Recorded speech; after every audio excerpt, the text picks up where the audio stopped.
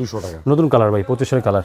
এই যে এটা আমি অনেক ভিডিও তো আলহামদুলিল্লাহ করি, আমার চ্যানেল দেখেন, তো আমি এটা মনে হয় নতুন দেখতেছি। হ্যাঁ, এটা নতুন আসছে কালার ভাই, এটা আমিও নতুন দেখছি আজকে ওকে, ভিডিও করতে নতুন দেখলাম। এটা বাস্তবে আরো সুন্দর। 2D4 GDH মডেল, এটা উপরে হচ্ছে ডিপ, নিচে হচ্ছে নরমাল। এটা ভাই এটা 244 লিটার, মানে কমের মধ্যে বড় ফ্রিজার নিতে তারা এই ফ্রিজটা দেখতে পারেন। এটা হচ্ছে লম্বা একটু বড়, পাশে একটু কম, তারপরও এটার এমআরপি হচ্ছে 40,690 টাকা, ডিসকাউন্ট দিচ্ছে 33,000 টাকা ভাই ডিসকাউন্ট। আপনি তো ওয়ালটনের একজন বড় স্টেক হোল্ডার, মোটামুটি ভালো একটা সেল করেন, সেই ক্ষেত্রে একটা কাস্টমার মানে বিভিন্ন কাস্টমারের অভিযোগ থাকে ভাই যে আগে যে ওয়ালটন গুলো ছিল খাবারের দুর্গন্ধ করতে, একটু বলে যদি। এখন হচ্ছে ওয়ালটন হচ্ছে আমাদের সেই 14 বছর আগে, প্রায় 12-16 বছর আগে ওয়ালটন শুরু হয়েছে।